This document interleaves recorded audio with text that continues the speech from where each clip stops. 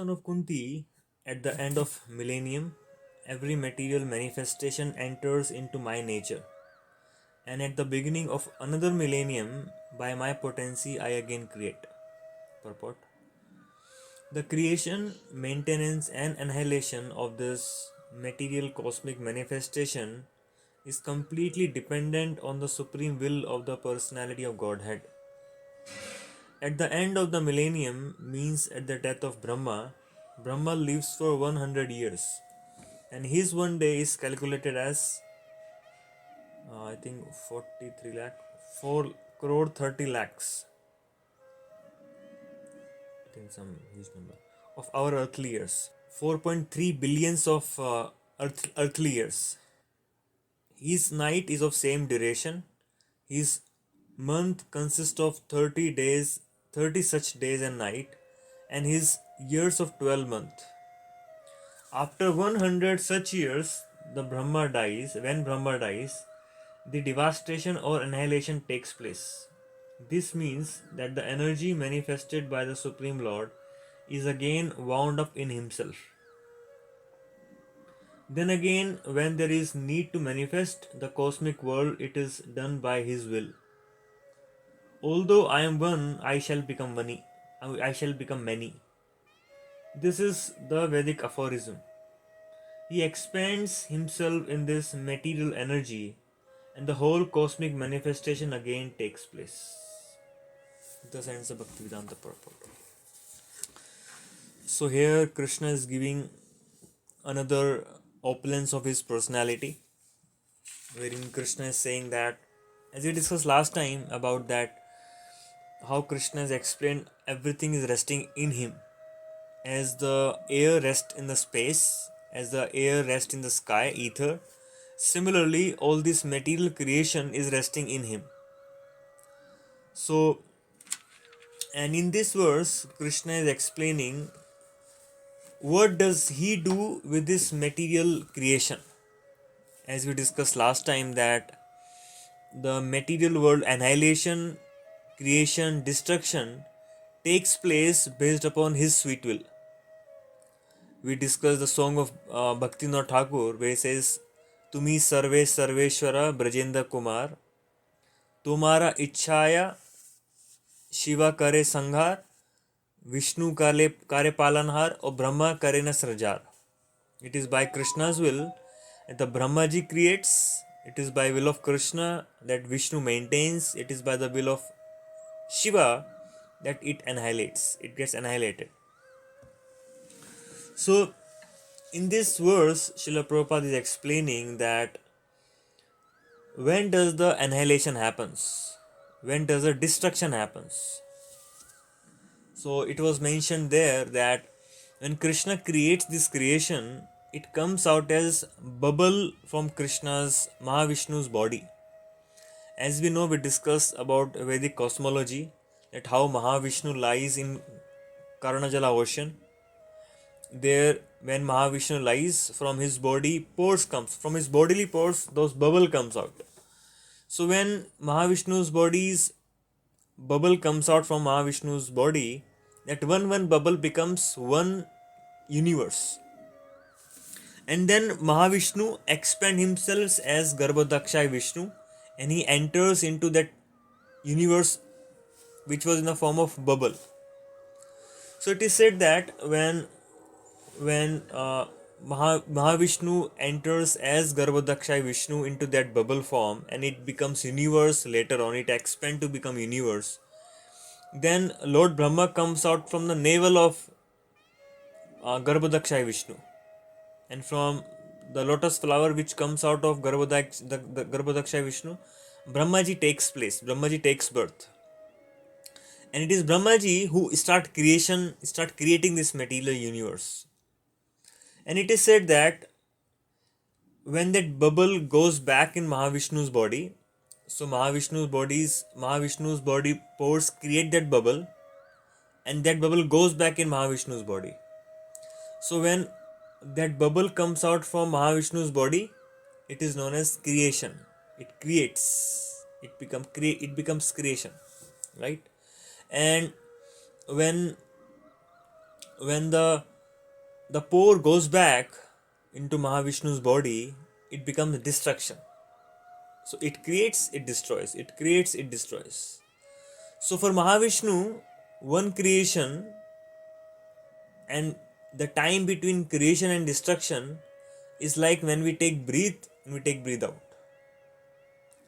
When we take breathe in and when we breathe out, the time gap what we take in breathing and breathing out, that becomes the time for maintenance, for how long this universe is going to be maintained. And we understand from relativity of time that for us, how long is that? It is said that 4.3 billion years. How many years? 4.3 billion years makes 12 hours of Brahma. So 4.3 billion years make 12 hours of Brahma, and same is night. So 4.3 into 2 becomes 8.6 billion years is equal to one night of Brahma, one day of Brahma. And Brahma lives for 100 years. You can just imagine. And he each year has 365 days. So 8.6, let me do the mathematics. How many billion year is become for us? So 8.6 billion into 365. It is 3139 billion years for 1 year. Okay, into 100 years. So it comes out to be 3,13,900 billion years. So roughly about 3 lakh billion years. So for us it is 3 lakh billion year which has passed by, and for Mahavishnu only breathe in and breathe out has happened. Sometimes people become confused how 3 lakh billion years can be like breathe in and breathe out of Mahavishnu's body. So in that sense we have to understand that that is a opulence, that is a magnanimity, that is a quantum of Mahavishnu's body. That powerful, that huge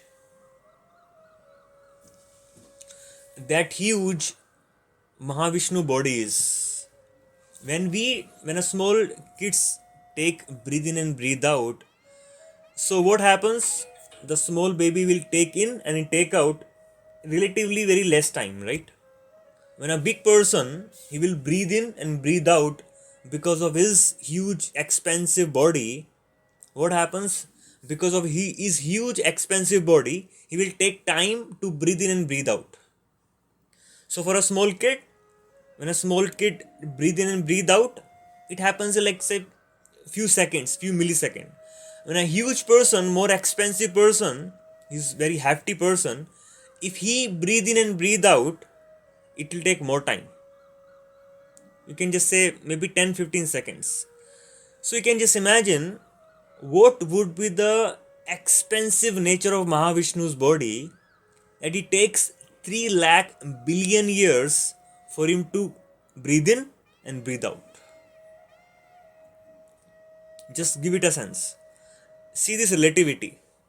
Very interesting phenomena. If we can understand this phenomena of relativity of time, how the creation destruction takes place, it would be a very striking idea for all of us. Small baby breathe in, breathe out because of his small body, very little time. When it becomes more bigger body, breathe in and breathe out becomes higher time. So that time, just keep on expanding that time to 3 lakh billion earthly years. 3 lakh billion years, that is amount of time Mahavishnu takes to breathe in and breathe out. You can just imagine what is the expensive nature of Mahavishnu's body. So that is one aspect of Krishna's personality, that his body is huge. You cannot just incomparable to any of our. There's no yardstick in this world which is present that we can measure Mahavishnu's body. And same Mahavishnu, it is said that he is the one who expand himself as Garbhodaksha Vishnu, and he is the one who again does the destruction by Lord Shiva.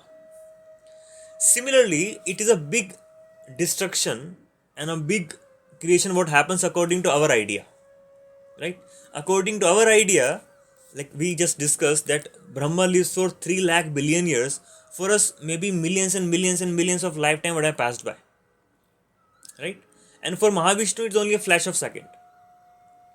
So, for Mahavishnu, it is only a small creation and small destruction, very, very small, and for us, it is so huge. So, what would be the understanding of our one lifetime? Something gets created, something gets destroyed. Let's say we takes birth and when we die. So from Mahavishnu's point of view, what would be that like? Not even a millisecond for him. Not even a fraction of a second. Fraction of a millisecond. So that is how Krishna sees our one lifetime according to his span. Right? So now we have to understand that whatever creation happens in our life, even this lifetime itself, we take birth, that is a creation, we die, that is destruction. Even that big creation and destruction is nothing in front of Mahavishnu's span of time. And what about small creation, small destruction keeps happening? Somebody comes in our life, creation of relationship, somebody goes away from our life, creation of destruction of that relationship. So for us, we feel as if we have lost a life. We feel as if life is not existing without that person, or without that object, or without that phase of my life. We enter into, everybody for that matter, enters into some golden era of their life. They enter into that golden era, it becomes created, there's a creation, it destroys. Creation and destruction. So, when that golden era, according to our understanding, it just diminishes, it goes away from our life, how do we feel? We feel that as if life is not existing anymore. When we enter from that lifetime to that kind of a different kind of lifestyle, different phase of our life. So when small creation destruction keeps happening in our life, somebody comes, somebody goes away, something comes, something goes away, some position comes, some position goes away. Creation, maintenance, destruction, even that is one thing that it is nothing in Krishna's point of view. If we see, our life itself is like not even a fraction of second for Krishna's point of view. So if we start seeing life from that perspective, if we start zooming out in our life and we see our life as a series of events which has happened, let's say we can do this exercise now. Actually, what we can do is we can all close our eyes and we can see, we can be in different span of our life. We can be 20 years, we can be 30 years, we can be 35, 40, 50, 60 years, right? So now close your eyes and see that how last 60, 30, 40 years have passed by. Just try to visualize the most important event, what would have happened in your life. Whatever you remember as a childhood, and then slowly the movie is passing by, you become 10-year-old.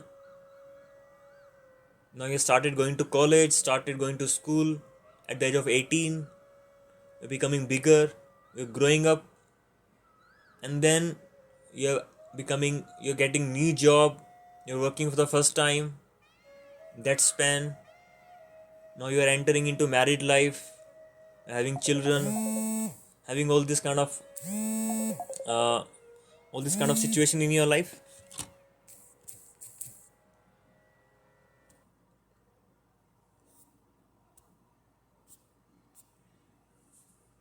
Now move ahead that you had kids and they are now slowly growing up.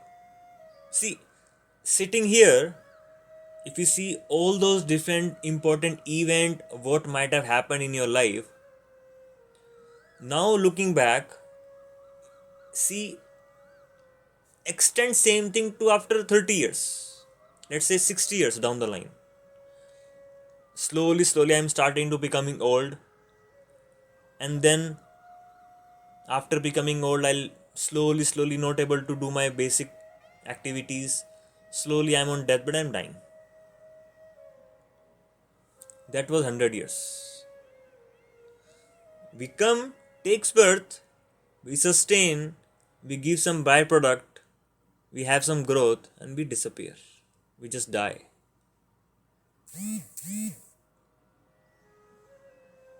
Just imagine how flimsy or how kind of uh, that kind of life we have. Very flimsy, like a bubble. The moment you start touching it, it just bursts away. The moment you really start experiencing life, or when you are in that youth and then you start earning money, then you have a lot of money, then you can start to enjoy life. The moment you start enjoying it with your family, the very moment start slipping away from your hand. So that is the temporary nature of this world. So even it is said that Krishna does not become attached to this creation. Why? Although Krishna, it belongs to Krishna as Mahavishnu, he also does not become attached to this world. We'll be seeing in the next upcoming verses how he doesn't care. He just created and left it. He doesn't care about this material world. So if he, being the owner of this world, does not care about this world, and something which even doesn't belong to us, which is very temporary in nature, see how much attached we become to that. So actually it is said that 99% of the problems what we face because of the too much zooming in into the life and taking life too seriously. When we take life too seriously, when we too much have that narrow understanding, is not able to see life from the higher perspective, able to zoom out in our life, that is a root cause of our misery. That is a root cause of our problems. So like this, if we go more into the detail, how the Mahavishnu creates this bubble of universe, again destroys back. So before that, what happens is, before that Mahavishnu thinks. It is said even in Bible that God thinks and there was a creation. Similarly, Mahavishnu actually did not have to do anything. What Mahavishnu had to do? Mahavishnu simply had to think, I am going to create this universe. And simply by Mahavishnu's thinking, Krishna's thinking, this universe get created, and Mahavishnu think, now I am dissolving it, I am taking it back. It comes out of Mahavishnu's body, it goes back in Mahavishnu's body. Similarly, the root cause of the problem, the creation and destruction, lies in our thinking.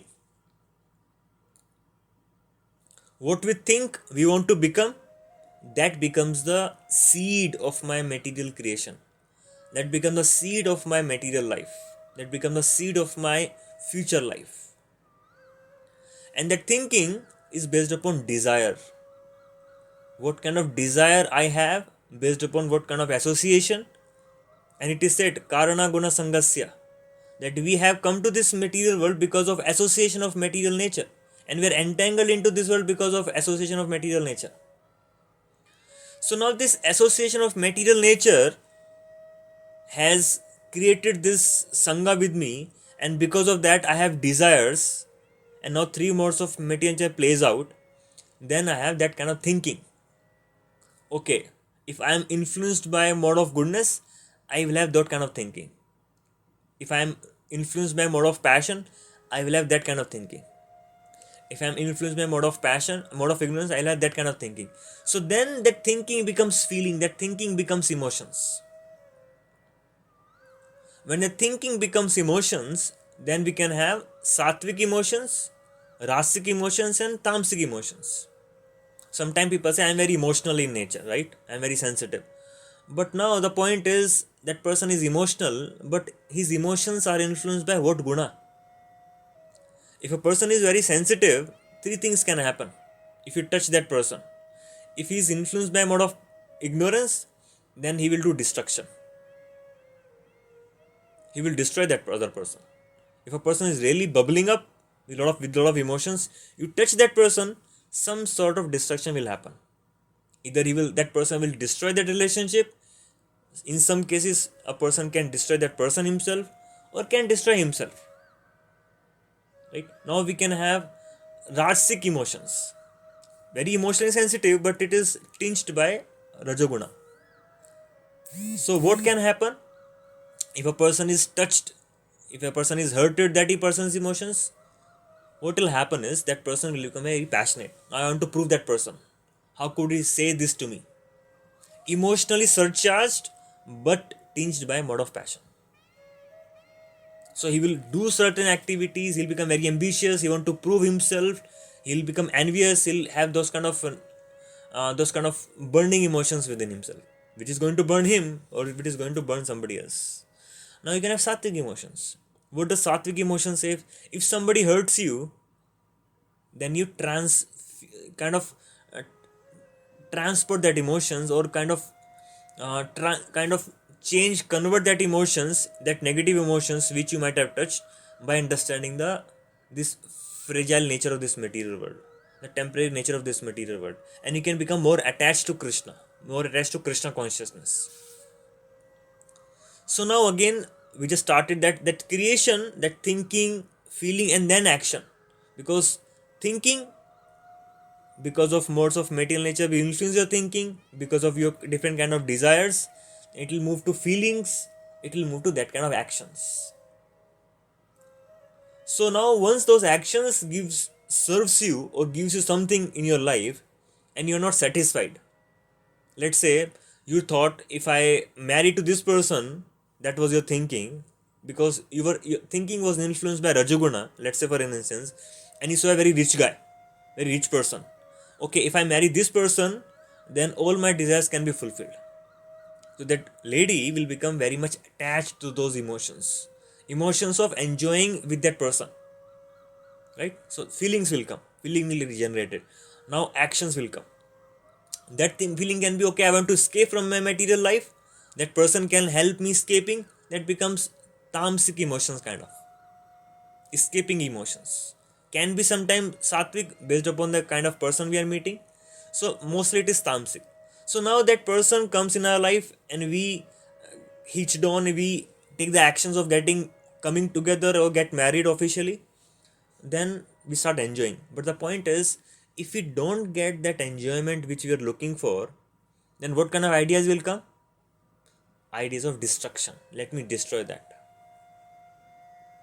Very less people will think of maintaining it, but most of us will think of, like, let me destroy that. You see, what's happening here is, because of my one kind of thinking, I created some situation in my life, and because I couldn't fulfill my desires because of being in that kind of relationship, being in that situation. So now what mind will think?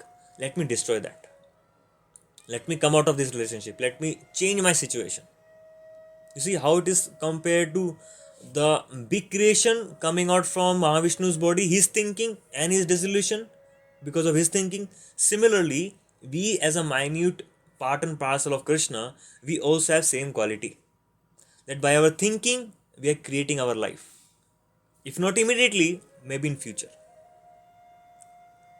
So if our thinking is not influenced by Sattva or influenced by Vishuddha Sattva, then what will keep happening is we'll keep on creating, we'll keep on dissoluting the material lives. So there's always a pendulum shift of bhoga and tyaga. When I can have that promise of enjoyment, we become attached to that.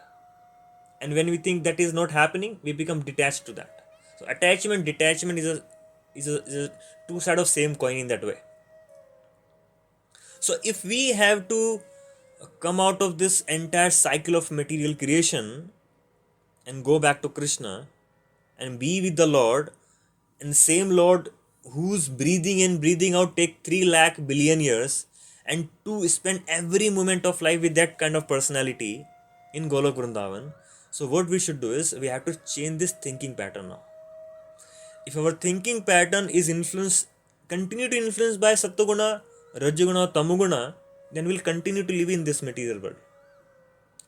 Till the time our thinking is influenced by the Vishuddha Sattva ideas of Krishna in the Bhagavad Gita, then we have emotions based upon that, and then we take actions based upon those feelings, then only it can become the escape route for me to go out of this material world. So, able to get what I am trying to say? So, unless we have the thinking is not backed up or is not getting influenced by Krishna's idea, because anyways I am not an independent thinker at any point of time. If I don't take Krishna's idea, I'll be taking ideas from Krishna's Prakriti, influence either Tamo, Rajsattva or Rajoguna. Right? So the best course of action is, if you want to permanently dissolve and not recreate again this material life, because we keep recreating. One situation destroys, again we recreate, because still that thinking is still there. That independent enjoyment ideas is still there. So when our feelings, we are able to soak ourselves in Krishna's feeling. What does Krishna speaks? What kind of feeling he has in Bhagavad Gita? What is Krishna saying? Basically, Krishna is, if you see the 12th chapter of Bhagavad Gita, Bhakti Yoga, itself, the name itself is Bhakti Yoga. So, what all Krishna is saying? Do this, if you cannot do this, do that, if you cannot do this, do that, if you cannot do this, do that. Something you started doing. And basically, is giving out an open invitation to all of us. Come back to me. So, Krishna like personality, whose breathing in, breathing out is 3 lakh billion years, and I am not even a speck of dust in front of his personality, he is that personality. He is coming to me and asking, come along with me. He don't have to, because he's great, he's Swarat. He's the most majestic personality, infinitely majestic personality, and I'm infinitely simple personality with no real good qualification. So if he, that kind of personality, is coming to me as Krishna, as Chaitanya Mahaprabhu, as all the incarnation coming, okay, come along with me, I want to take you along with me. So what does this says? It simply says that his heart get overpowered by the love, by the feeling of care for me, and he loses his idea of being majestic, of being supremely opulent, of being supremely powerful, like Mahavishnu. So if he continue being in that, he will not say, oh, come along with me. He will not beg us. Practically, he is begging each and every page of Bhagavad Gita. Come along with me. I'll give you that, whatever you're looking for. You're looking for happiness, I will give you happiness. You're looking for satisfaction, I will give you satisfaction. You're looking for beauty, it is all there in me. You see? So now, if Krishna has to do that, then don't you think Krishna is becoming overpowered by his love for me, and is forgetting his majestic and most opulence aspect? And whose opulence is breathing and breathing out our 3 lakh billion years. So if that kind of personality is coming and asking, come along with me, this material is not good for you. So how can we think, okay, something I can still do? Krishna is not giving me right suggestion. He is kind of letting go of his greatest majestic opulence, and is coming down to me and saying, come along with me. What kind of what profit it has for him? It is nothing for him, it is for me. He is getting overpowered by his compassion, he is getting overpowered by his love, he is getting overpowered by his feeling towards me. So simply by thinking this, our heart should be touched by his feeling, and we should be wanting to do everything and anything to be able to go, whatever it takes for me to go to him. So that is what we can understand from this interesting verse, that how we can implement that in our life. When our thinking, feeling and willing get influenced by his thinking, feeling and willing, then you would see how wonderfully things happens in our life.